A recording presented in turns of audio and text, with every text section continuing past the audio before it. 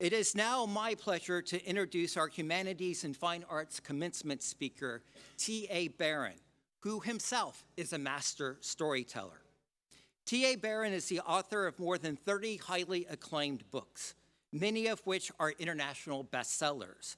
They include Merlin, which Disney is developing to a feature film, and The Great Tree of Avalon, a New York Times best-selling series.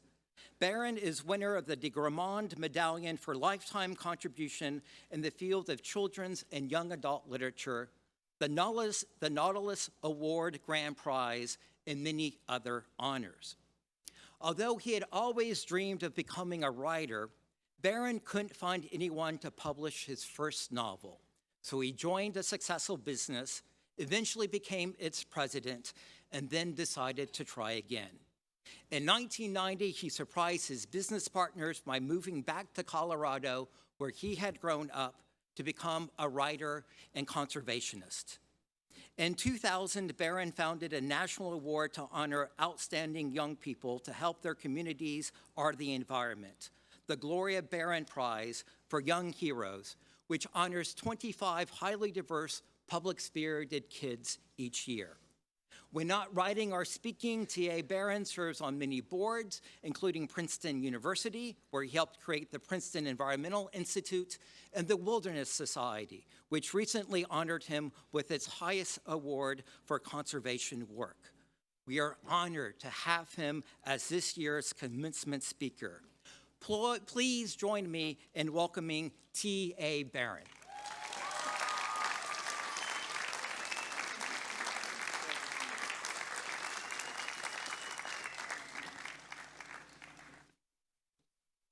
Thank you, everyone. Thank you, UCSB. I am thrilled to be back here. Thrilled. Seriously, where else can you go to college and have egrets and cormorants sailing across the lagoon, condors flying up on the mountains, and best of all, lanes across the campus, not just for bicycles, but for skateboards. Seriously. Best of all, though, it is great to be here with all of you amazing people. Congratulations to all of you who are graduating.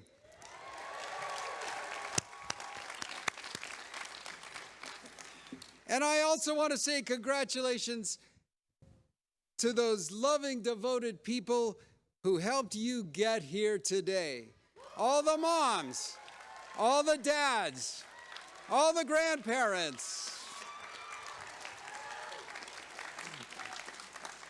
all the teachers, all the UCSB staff, all of your friends. You all deserve congratulations too. Well done. You are all fabulous. Now, as you know, all of us are storytellers. And if you folks like a good story as much as I do, then try this. Think of your life as a story, one of which you get to be the author, nobody else. Now, my own life story has an especially bizarre and twisted plot. Lots of drama, excitement, surprises, humor, and struggle, I'll tell you. Growing up in Colorado, I always dreamed of becoming a writer. To live in a cabin somewhere high in the Rocky Mountains, writing books, that was my dream. And all the way through high school, college, and my first jobs, I would get up early and write. I'd get up before dawn sometimes to just write because I loved it. And finally, after college, I wrote my first novel, and as you heard, it had a totally terrific reception. I sent it out to 32 different publishers, and really quickly, I got 32 rejections. Now, rejections hurt. They don't feel good. There's no such thing as a warm and fuzzy rejection. But you know, there was one letter out of all those 32 that really touched my heart. because it was just so deeply personal. It wasn't cruel like all the other ones that said, have you thought about becoming a plumber? Or please lose our address if you want to submit another book. All of those letters aside, this one was just so personal. I can still practically see it right in front of me. It really warmed my heart. Deeply personal. It said, "Dear Sir/Madam." Isn't that wonderful? And then they took the time to circle the word sir. Now, by the way, I was on rejection about 27 or 28 at that point, so that really was meaningful to me. Shows you where my head was at that point. Well, I have to tell you, the letter gets worse. After "Dear Sir/Madam," it said, "Your work of fiction/nonfiction, circle fiction, does not meet our publishing standards for our spring/fall publication list." And in that case, they circled both spring and fall, just to make sure I didn't miss the point. Anyway, so here I was, and I needed to try plan B. So I went into business in New York City, of all places, the last place I ever expected to be. And 10 years later, I was busy managing the company. But as busy as I was still getting up before dawn to write, because it was my only time of real peace and creativity during the day. Then I'd get on my suit and go be the president of a public company. But you know, it went on for about a decade, and then I realized life is just too short not to try something you really love. And was I going to let those 32 rejections defeat me, or was I going to at least get up and try again?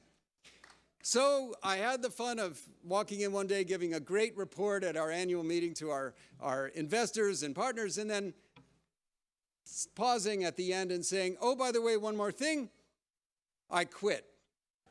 Bye." You can imagine the reception that I got, all kinds of warm fuzzies, and seriously, they thought I was completely crazy. But I really knew it was something I had to try, whatever happened.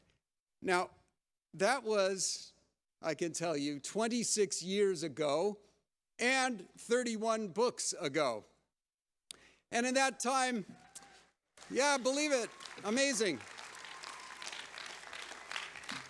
I'm so glad I had the chance to try again.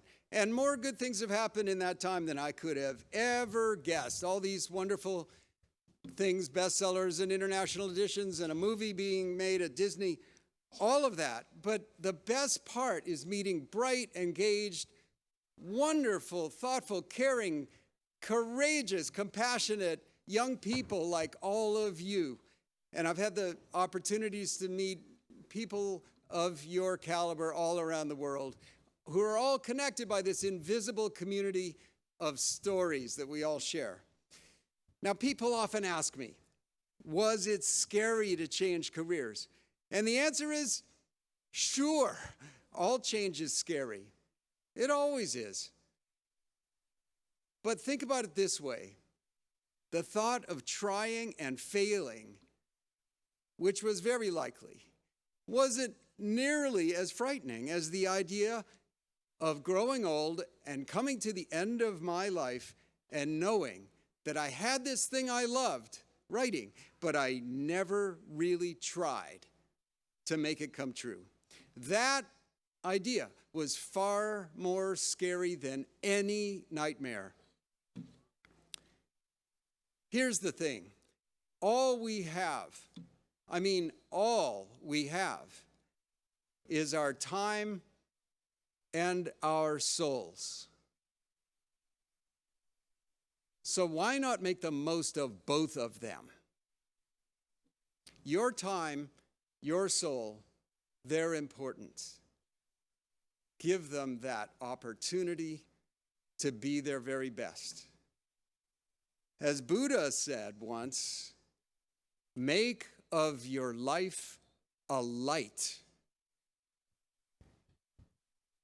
Make of your life a light, not just for yourself, but also for the wider world. One reason I like to write fantasy fiction is not because it's an escape from our world. Actually, it's a very powerful way to examine this world, to look at it more closely, but through the bent mirror of imagination. As I often say, good fiction must be true. I know that sounds paradoxical, but it must be true, not in a factual sense, but in an emotional and spiritual sense. That's why fantasy fiction set in an imaginary world can tell us so much about ourselves and our world.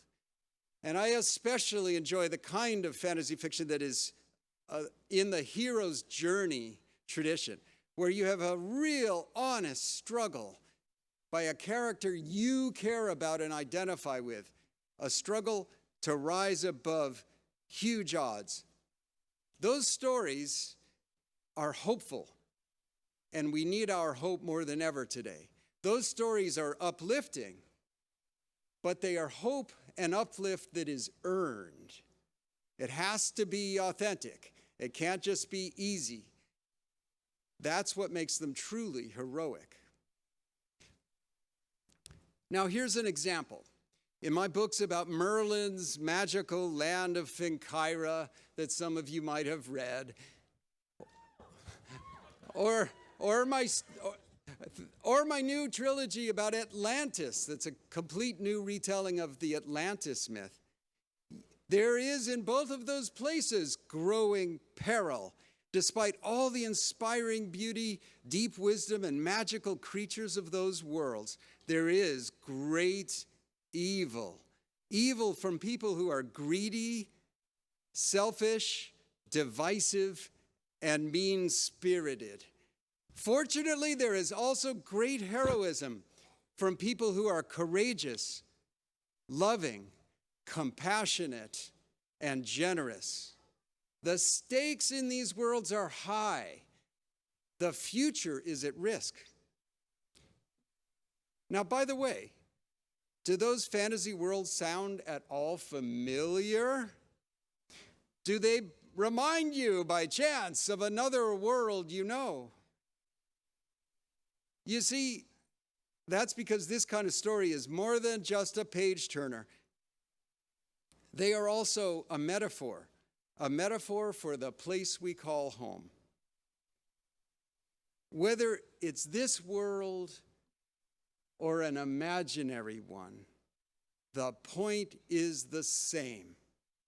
If wisdom and love are going to have a chance to prevail, if the wondrous beauty of nature and wilderness is going to survive, if humanity, with all our diverse cultures and the great array of creatures, are going to live together in peace, then it's up to the people of those worlds, people of courage, perseverance, tolerance, and high ideals.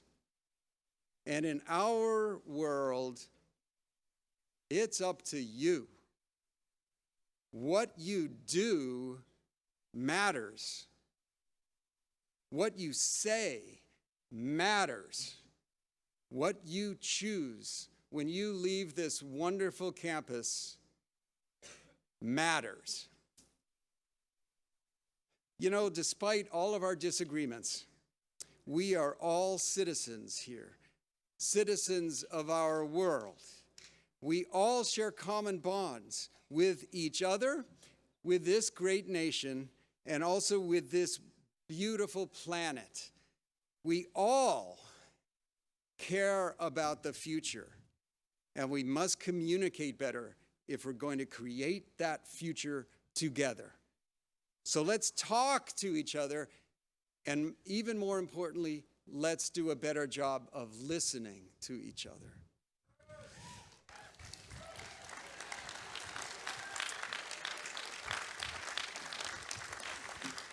Also, the environment has been made by some people who would profit by it into a highly political issue. But the truth is, clean air, clean water, healthy fisheries, wildlife, and parks benefit us all. These are not partisan issues. They are very important to all of us, now and for future generations. So in conclusion, let me just say this. Everything I have said today, everything, boils down to this. Remember that you are writing your own unique story with every day you live and every choice you make. This is your story set in your world, involving your time and your soul, and you are the author. You get to write every chapter all the way to the end. So just make sure your story, like any good book or movie, has plenty of heart and humor in it, and some important ideas. Put all that together and you are going to have an incredibly meaningful life story. So now, go tell your story with courage. Tell it with passion, love, and gratitude. Make it the most awesome story you can. Thank you. Thank you very much.